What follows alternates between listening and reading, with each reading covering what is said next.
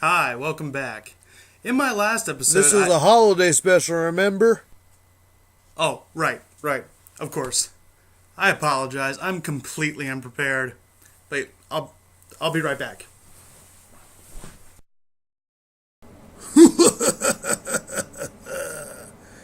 Welcome to the spooky edition of... Halloween's over, man. Sorry. I'll be right back, folks.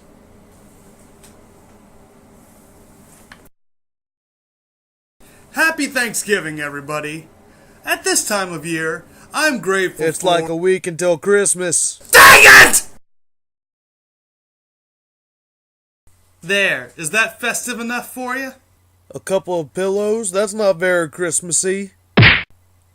Ow.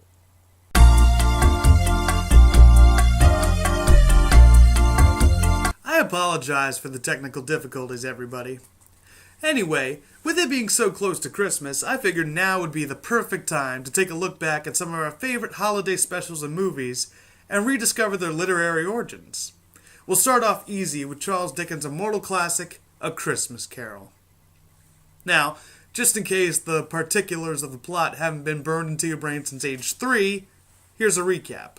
Meet Ebenezer Scrooge. He's a jerkwad. Dead business partner visits and tells him that he'll come across 3 ghosts. Ghost shows Scrooge his jerkwad past, jerkwad present, and a future that includes lying on the ground. Scrooge repents of his jerkwad ways, and everybody's happy. The end. God bless us, everyone. Of course, there's themes about life, death, spiritual redemption, and the nature of goodness in there too, but screw that! You want to see some ghosts terrifying an old man! Fair enough. But which adaptation is the best? There have been literally dozens of them, with more being made every year. One of my personal favorites is The Muppet Christmas Carol, starring Michael Caine and, the Muppets. Humbug. I've always found the Muppets' innocent and wacky brand of humor hilarious, and they make a surprisingly good fit for literary adaptations. Caine is one of the most convincing Scrooges to grace the silver screen, and having Gonzo narrate while insisting he is Charles Dickens was a nice touch, making the Muppets more faithful to the book than most versions of the story. Oh, thank you, Rizzo. You're welcome, Mr. Dickens. This was the first Muppet movie after the death of creator Jim Henson and was directed by his son Brian. While I have nothing but respect for the man who gave us the Muppets in the first place, A Muppet Christmas Carol is my favorite movie in the series, and one of the best takes on the Dickens classic. Thank you. Thank you. 50 times. Actually, one of my favorite adaptations of the story is a little known... What are you doing? I felt like I was underrepresented. Hey, check this out!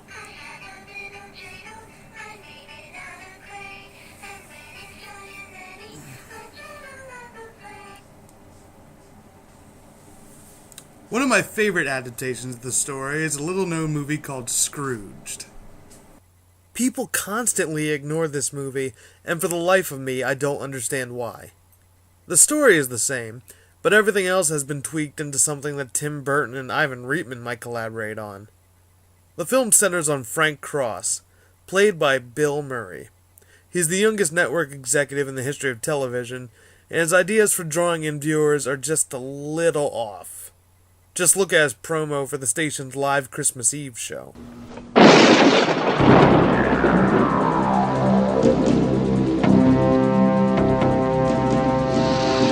Acid rain.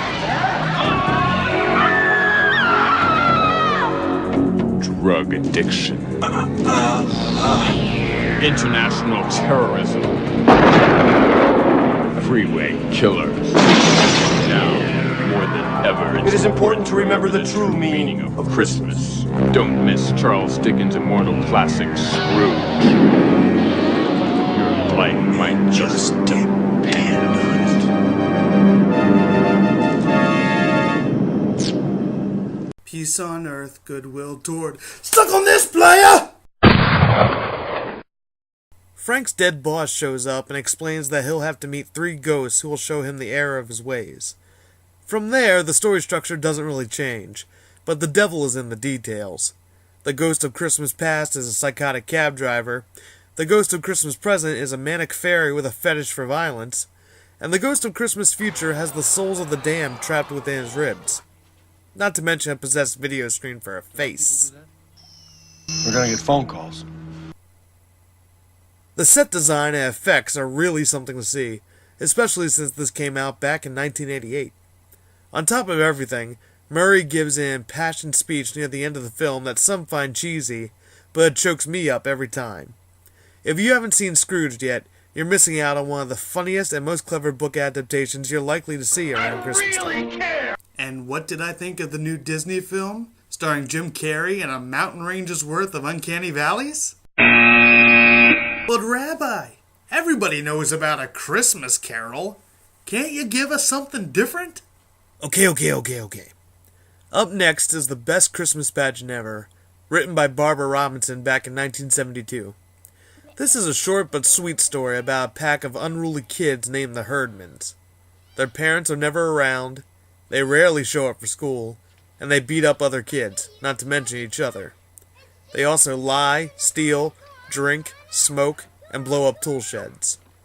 And they've somehow all forced their way into key roles for the church's Christmas pageant. Jeez, it is like the Manson family Christmas all over again. To the great surprise of the stuffy church members, the Herdmans take the pageant seriously.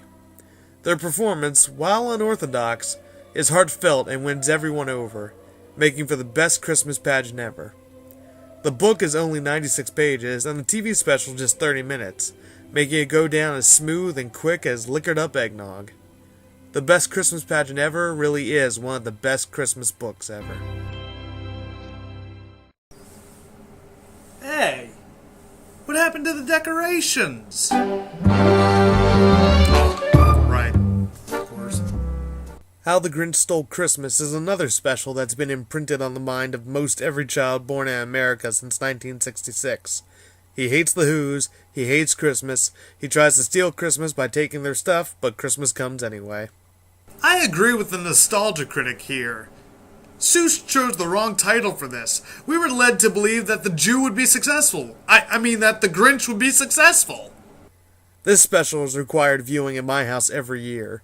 The song by Thurl Ravenscroft, the narration by Boris Karloff, and the animation by the legendary Chuck Jones took what was already a charming book and turned it into something as integral to Christmas as trees, turkey, and weeks-old fruitcake. How the Grinch Stole Christmas can still steal your heart. Now for a holiday classic that few people even knew was a book. Although I don't understand why people don't know, since the words based on the book always appear in the opening credits, but I digress. A Christmas Story, taken from the book In God We Trust, All Others Pay Cash by Gene Shepard.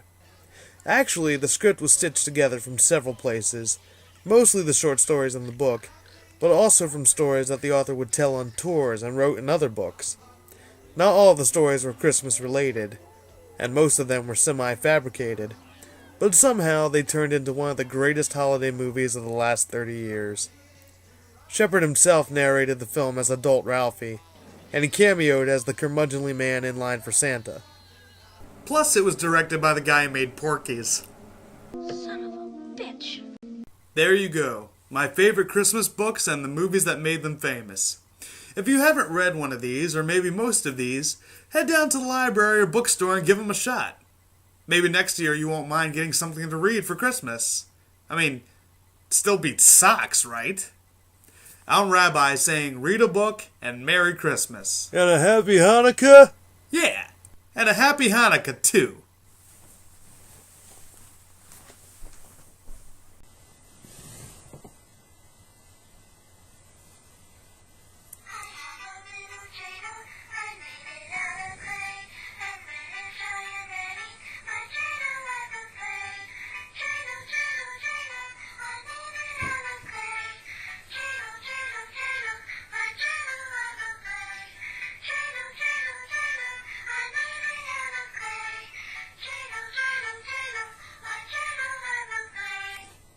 Nice story, Mr. Dickens. Oh, thanks. If you like this, you should read the book.